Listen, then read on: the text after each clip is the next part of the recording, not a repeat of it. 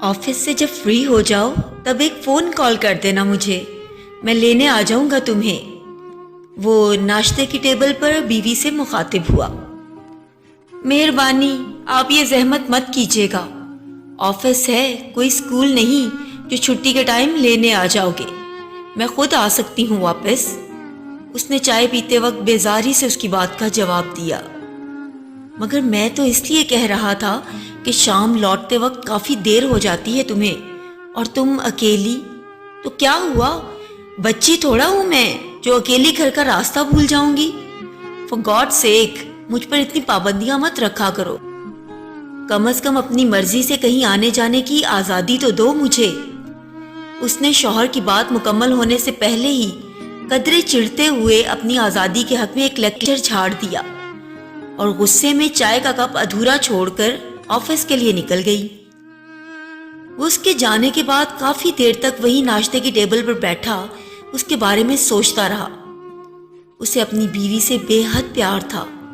शुरू से ही वो उसकी बहुत फिक्र और ख्याल रखता था, मगर पिछले कुछ अरसे से जाने क्यों वो उसकी इस फिक्र को अपने लिए पाबंदी समझकर उलझने लगी थी। औरत की आज़ादी का तस्वुर उसके दिमाग में घर कर गया था। शायद इसीलिए कोई ख़ास ज़रूरत ना होते हुए भी उसने जॉब करने की ज़िद की। उसने आज तक उसकी कोई ख्वाहिश रद्द नहीं की थी, इसलिए उसकी ये खुशी भी मान ली। मगर अब बीवी का बदलता हुआ रवैया उसे तकलीफ पहुंचाने लगा था। ना जाने किस आज़ादी की चाह में वो उससे मुतनफ़र होने लगी थी। वो काफ़ी देर तक बैठा इन्हीं सोचों में डूबता उभरता रहा। आज पहली बार एक अनजाने खदशे ने उसके दिल पर दस्तक दी थी। लगता है किसी सवारी का इंतजार कर रही हैं आप। बहुत देर हो गई है, आए मैं आपको घर तक छोड़ देता हूँ। वह इस वक्त ऑफिस के बाहर किसी रिक्शे या टैक्सी के इंतजार में खड़ी थी कि जब उसके बॉस ने गाड़ी उसके करीब रोकते हुए ऑफर की। नहीं शुक्रिया, मैं खुद मैनेज कर लूंगी। तकल्लुफ मत करें और गाड़ी में बैठ जाएं, इस वक्त कोई सवारी मिलना मुश्किल है। बॉस ने एक बार फिर इसरार किया तो उसने एक नजर अपनी घड़ी पर डाली। देर वाकई काफी हो चुकी थी। उसने बॉस को दूसरी बार इनकार करना मुनासिब ख्याल न किया और गाड़ी में बैठ गई। एक एक कप कॉफी का हो जाए, क्या ख्याल है? बॉस ने गाड़ी चलाते वक्त मानी खेज नजरों से उसे देखते हुए एक और ऑफर कर डाली जो उस वक्त उसे बिल्कुल मुनासिब नहीं लगी, और यकदम इसे उस शख्स की मौजूदगी में अदम तहफ़्फ़ुज़ का एहसास होने लगा। नो थैंक्स, पहले ही बहुत देर हो चुकी है, उसने बॉस की तरफ देखे बगैर जवाब दिया। दौरान सफर बॉस की और भी बहुत सी जुबानी बातों से वो शदीद खौफ का शिकार हो रही थी, मगर एक तो वो शख्स उसका बॉस था और दूसरा वो इस वक्त उसकी गाड़ी में तन्हा थी। इसी ख्याल से वो उसकी नीयत भांप लेने के बावजूद भी खामोशी से बैठी सफर कटने का इंतजार करती रही। How dare you to touch मी।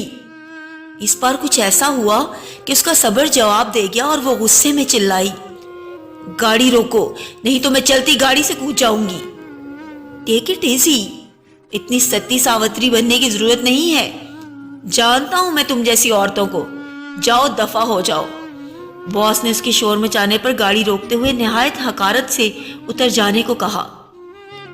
घर की तरफ अभी आधा रास्ता बाकी था और वह इस नाखुशगवार और जिल्लत आमेज वाक़े के बाद बहुत खौफजदा हो चुकी थी। ऐन उसी वक्त इसके सेल फोन की स्क्रीन किसी के मैसेज से जगमगा उठी। कहाँ रह गई हो जान, मुझे फिक्र होने लगी है। मैसेज किसी और का नहीं, इसके शौहर का था। मैसेज पढ़ते ही इसकी आंखों में आंसू भर आए और वो तेज कदमों से घर की तरफ बढ़ने लगी। घर के दरवाजे पर पहुंचकर बेल पर हाथ रखकर जैसे वो भूल ही गई थी। वो भी बेचैनी से उसका मुंतजिर था। उसने जैसे ही दरवाजा खोला उसके सीने से लिपटकर ज़ारों कतार रोने लगी। क्या हुआ है, खैर तो है, क्यों रो रही हो? उससे इसकी हालत पर तशवीश होने लगी। बस मैं कल से कहीं नहीं जाऊंगी, नहीं करनी मुझे जॉब, ना ही तुम्हारे बगैर कहीं जाना है। प्लीज मुझे खुद से कभी अलग मत करना। वो एक खौफजदा बच्चे की मानिंद बेख्याली में मुसलसल रोती और बोलती चली गई।